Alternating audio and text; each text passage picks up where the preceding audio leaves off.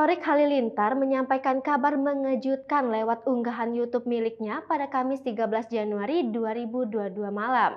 Adik Atta Halilintar itu blak-blakan mengaku positif COVID-19, diduga ia terpapar virus Omikron.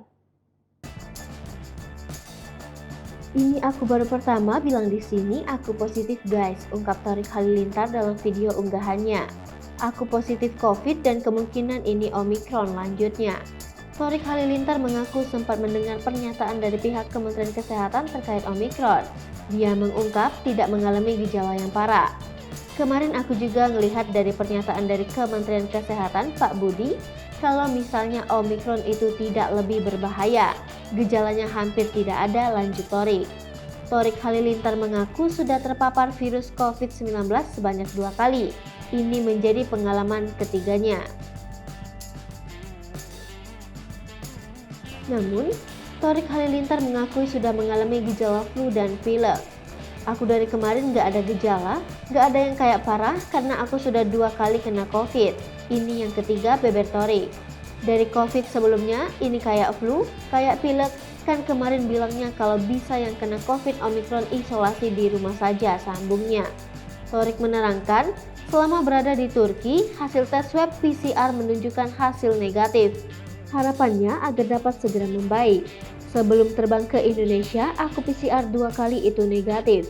Semoga aku cepat negatif dan bisa keluar dari sini, tambah Torik. Selama berada di kamar karantina, Torik sempat merasa bosan. Namun, dia sedikit terhibur lantaran masih menelpon video bersama Fujianti Utami.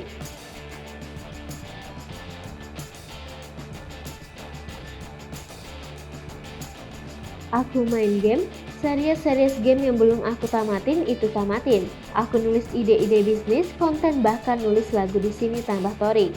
Olahraga, terus kemarin aku beli Lego 2 box. Disuruh sama Fuji beli TTS, terus video callan sama dia. Paling seru video callan sih yang lagi bosen, sambungnya. Sementara itu, selain Torik Halilintar, Ashanty juga dinyatakan positif COVID-19 setelah pulang dari Turki.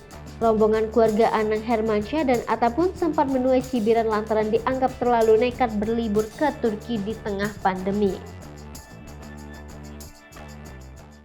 Hai pemirsa Sri Popo TV, jangan lupa komen, like, dan subscribe, serta tonton terus